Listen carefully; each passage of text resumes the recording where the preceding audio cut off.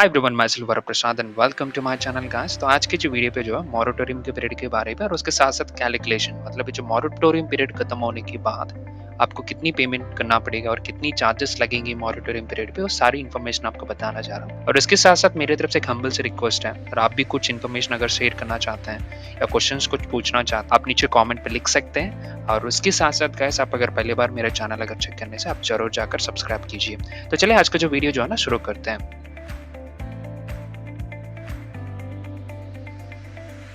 ये जो वीडियो पे मैं आपको दो तरह के मॉरेटोरियम के बारे में बता रहा हूँ, एक बैंकिंग लोन्स के रिलेटेड और दूसरी जो है क्रेडिट कार्ड्स के रिलेटेड। अभी जो है चार्जेस के बारे में बताने से पहले मैं आपको एक छोटी सी जानकारी देना चाहता हूँ। जब ये मॉरेटोरियम शुरू हुआ था मार्च 1 से लेकर मई 31 तक, ये जो मॉरेटोरियम पीरियड है, और ये जब अनाउंसमेंट हुआ था आरबीआई की तरफ से सारी बैंक 3 मंथ्स तक मॉरेटोरियम देना है, बट फ्रैंकली मैं बता रहा हूँ फ्रेंड, जब ये अनाउंसमेंट हुआ था बहुत सारे लोगों को पता नहीं मतलब मॉरेटोरियम पे क्या करना है, मतलब बैंक को कांटेक्ट करना है या कहीं पे एप्लीकेशन देना है या बैंक को अप्रोच होना है, कहीं पे भी एक ऑफिशियल इंफॉर्मेशन नहीं है। और कोई भी बैंक कस्टमर्स के लिए ऑफिशियली एक मेल भी भेजा नहीं गया था चार्जेस के बारे में, कितनी चार्जेस लगेंगे 3 महीने पे। नॉर्मल पब्लिक लोगों के लिए मॉरेटोरियम इस तरह बैंकिंग टर्म्स वगैरह यूज करेंगे तो क्या समझ में आएगा, क्योंकि जब मैंने पहली बार अगर मैंने सुना था मॉरेटोरियम के बारे में, मुझे बिल्कुल समझ में नहीं आता मुझे मतलब क्या करना है मॉरेटोरियम पीरियड के लिए। फ्रेंड्स, मैं आपकी इस वीडियो पे वेरी सिंपल लैंग्वेज पे मॉरेटोरियम के बारे में बताऊंगा और चार्जेस के बारे में वेरी इजी कैलकुलेशन में आपको दिखाऊंगा। आपको मॉरेटोरियम मतलब आपके जो 3 महीने की ईएमआई जो है, मतलब मार्च, अप्रैल, मई, ये 3 महीने की ईएमआई जो है आपको उसी समय पे पेमेंट करने की जरूरत नहीं है। और ये 3 महीने का जो ईएमआई जो है शिफ्ट किया गया था, मतलब पोस्टपोन किया गया था। मार्च, अप्रैल, मई की ईएमआई जो है जून मंथ से लेकर आपने पेमेंट करेंगे। इसका मतलब ये तीनों महीने का जो ईएमआई जो है सिर्फ पोस्टपोन किया गया था। और एक डाउट पूछा जाएगा, जब ये पोस्टपोन हुआ था 3 महीने की ईएमआई, तो आपकी जो प्रिंसिपल अमाउंट में कुछ फर्क होगा, आपको प्रिंसिपल अमाउंट में किसी तरह की चेंजेस नहीं रहेंगे। और दूसरी बात पूछा जाएगा, जब मॉरेटोरियम पीरियड जब खत्म होगा, ये तीनों महीने के ईएमआई की अमाउंट जो एक ही बार पेमेंट करना है या नहीं, उसके बारे में मैं थोड़ी सी क्लैरिफिकेशन देता हूँ। अभी मैं आपको जो बैंकिंग लोन्स की मॉरेटोरियम के बारे में बता रहा हूँ। जब आपने अप्लाई किए थे मॉरेटोरियम के लिए, आपके प्रिंसिपल अमाउंट में कोई भी चेंजेस नहीं रहेंगे। बट क्या होगा, जब आपकी 3 महीने का जो पोस्टपोन हुआ था, आपको जो 3 महीने का जो है एडिशनल टेन्योरिटी पे चेंजेस रहेंगे, मतलब आपको जो टेन्योरिटी जो लिया गया था आपकी तरफ से उसके रीशेड्यूल हो जाएगा। इसके लिए मैं आपको छोटे से एग्जांपल में आपको देना चाहता हूँ। मान लीजिए आपने इतनी 5 साल के जो टेन्योरिटी लिया था, मतलब 60 महीने का जो टेन्योरिटी है, और इसका बीच में आप अगर एक मॉरेटोरियम पीरियड के लिए अप्लाई किए थे 3 महीने के लिए, तो आपकी जो टेन्योरिटी जो है रीसेटल हो जाएगा। ये तीनों महीने का जो है एडिशनल 3 महीना आपको जो टेन्योरिटी में ऐड हो जाएगा। इसका मतलब टोटल टेन्योरिटी आपका बन जाएगा 63 मंथ्स आपको बन जाएगा। तो आपने जब मॉरेटोरियम करने के बाद ये जो ईएमआई जो पोस्टपोन तो हो गया, बट उसके बीच में क्या होगा, मान लीजिए आपने मार्च मंथ, अप्रैल मंथ, मई मंथ, तीनों महीने का आपको मॉरेटोरियम पीरियड पे है, तो इन तीनों महीने पे आपको जो इंटरेस्ट रेट अप्लीकेबल होगा। अभी मैं आपको जो कैलकुलेशन के पार्ट में आपको बता देता हूँ। जब आपने मॉरेटोरियम पीरियड के लिए अप्लाई किए थे, ये तीनों महीने के लिए आपको इंटरेस्ट रेट अप्लीकेबल रहेगा। और इंटरेस्ट रेट किस तरह अप्लीकेबल होगा, अभी हम एक एग्जांपल के साथ चलते हैं। तो यहाँ पर एक एसबीआई की तरफ से जो एग्जांपल जो दिया गया था वो एक बार मैं आपको दिखाता हूँ। मान लीजिए आपको एक 6 लाख रुपए का अभी लोन लिए थे, उसमें एक 54 मंथ्स की ईएमआई अभी बाकी है। एडिशनली आप इस टेन्योरिटी पे 19,000 रुपीज एडिशनली आपको जो पेमेंट करना पड़ेगा अप्रोक्सीमेटली।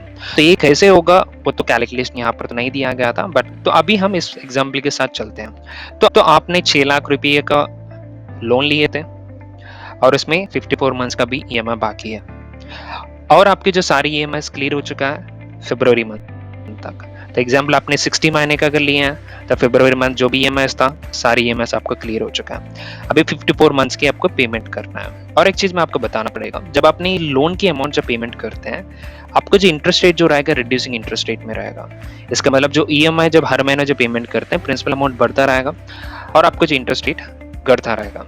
इसका रीजन जो हर मंथ का जो इंटरेस्ट रेट जो है ना, लेफ्ट प्रिंसिपल अमाउंट के ऊपर कैलकुलेट किया जाता है। तो यहाँ पर आपने जो 6 लाख रुपए का लोन लिए थे और पूरा 5 साल के लिए, मतलब 60 मंथ्स के लिए, तो फरवरी मंथ तक क्लियर हो चुका है। तो अभी आपको 54 मंथ्स के लिए अभी आपको बाकी है 5,40,000 रुपीज। जब आपने मॉरेटोरियम पीरियड के लिए प्लान किए थे 3 महीना, मतलब मार्च, अप्रैल, मई, और तीनों महीने की इंटरेस्ट रेट आपको जो है पूरी टेन्योरिटी पे आपको पेमेंट करना पड़ेगा। तो ये तीनों महीने की इंटरेस्ट रेट एग्जांपल मान लीजिए आपकी 12% की इंटरेस्ट रेट में ये लोन ऑफर किया गया था।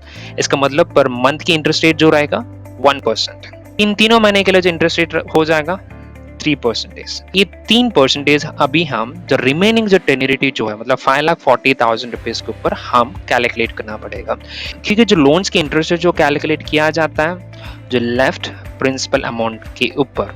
तो फरवरी मंथ के बाद अभी आपको 5,40,000 रुपीज का भी प्रिंसिपल अमाउंट बाकी है। जब हम 5,40,000 रुपीज के ऊपर 3% की अगर हम कैलकुलेट करते हैं तो आपके जो है इंटरेस्ट रेट आपको आएगा सिर्फ 3 महीने के लिए 16,200 रुपीज।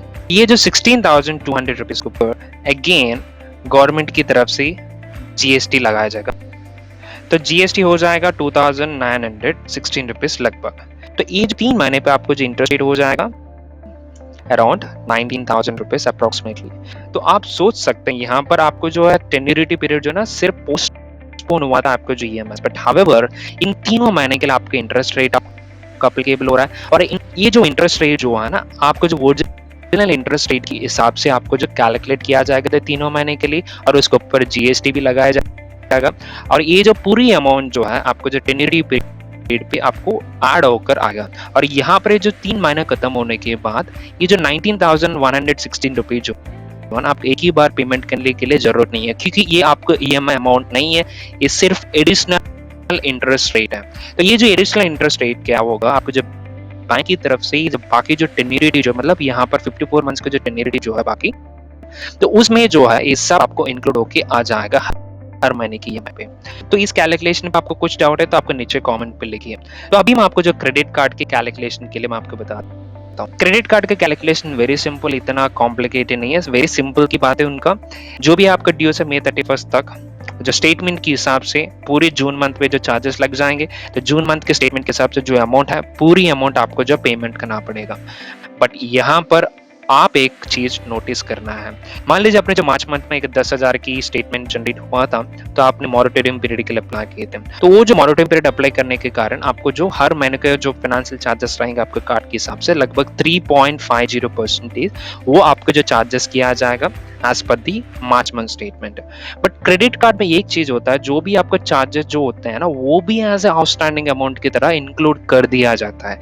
इसका मतलब मार्च मंथ स्टेटमेंट परचेज के अनुसार चार्जेस लगे हैं। जब आपके अप्रैल मंथ के स्टेटमेंट फिर से जनरेट होता है तो उस मंथ स्टेटमेंट पे आपको जो परचेजेस किया आउटस्टैंडिंग अमाउंट प्लस आपके जो पिछले महीने का चार्जेस, तो मान लीजिए आपको 10,000 के जो परचेज था और मार्च मंथ के लिए 2,000 की इंटरेस्ट लगाया, तो अप्रैल मंथ में क्या होगा 10,000 प्लस 2,000 रुपीज के चार्जेस था, पूरा स्टेटमेंट जनरेट होगा 12,000 रुपीज। तो आपने अप्रैल मंथ पे भी पेमेंट नहीं हुआ तो आपने डायरेक्टली जाएंगे मई मंथ के स्टेटमेंट पे, तो मई मंथ स्टेटमेंट में क्या होगा आपके परचेज की आउटस्टैंडिंग अमाउंट और मार्च की जो 2,000 रुपीज और अप्रैल के 2,000 रुपीज, ये दोनों के ऊपर पूरा मिलाकर फिर से आपके मई मंथ के स्टेटमेंट पे आपको चार्ज कर दिया जाएगा। तो टोटली एक ही अमाउंट के ऊपर 3 बार चार्जेस लग रहे हैं, और उसके साथ साथ जो इंटरेस्ट लग रहा है उसी के ऊपर भी फिर से चार्जेस लग रहे हैं। तो इसके बारे में आपको एक बार सोचना पड़ेगा। बट ये जो क्रेडिट कार्ड की चीज के ऊपर मुझे तो फेयर नहीं लगा, क्योंकि ये जो मॉरेटोरियम जो दिया गया था because of the financial crisis की वजह से, अगर क्रेडिट कार्ड सिर्फ परचेजेस के ऊपर ही अगर चार्जेस करते हैं तो ठीक होता, बट हर महीने पे जो है चार्जेस के ऊपर फिर से चार्जेस लगाना ये तो मुझे फेयर नहीं लगा। तो क्रेडिट कार्ड के चार्जेस के ऊपर आपका भी ओपिनियन बताइए। तो क्रेडिट कार्ड का जो भी ड्यूज है मार्च 1 तारीख से लेकर मई 31 जो भी ड्यूज है सारी ड्यूज आपको जो है जून मंथ स्टेटमेंट पे आपको जो क्लियर करना पड़ेगा। एंड लोन्स के रिलेटेड जो है कंप्लीटली ईएमआई जो आपको पोस्टपोन कर दिया जाएगा और आपको एडिशनल टेन्योरिटी टाइम आपको दे दिया जाएगा। बट ये जो 3 महीने के लिए आपको जो मंथली इंटरेस्ट रेट लगाया जाएगा एज पर आपके इंटरेस्ट रेट के हिसाब से, तो आप इस दोनों की चीजें के लिए आप एक बार चेक कर सकते हैं। अगर फिर से मॉरेटोरियम पीरियड और एक 3 महीने के लिए अगर एक्सटेंड होगा, सेम टू सेम चार्जेस जो है 6 मंथ के लिए आपको जो अकाउंट में आपको जो लगाया जाएगा। तो आपका भी कुछ डाउट्स है आपकी लोन्स के बारे में या आपको लोन्स के कुछ कैलकुलेशन के बारे में कुछ क्वेश्चंस पूछना है या आपको उसका कैलकुलेशन करवाना है, तो नीचे कॉमेंट में आप जरूर जाके लिखिए। तो उसके साथ साथ फ्रेंड्स आप हमारे जो चैनल सब्सक्राइब कीजिए फॉर लेटेस्ट अपडेट के लिए। I am signing off, have a great day friends.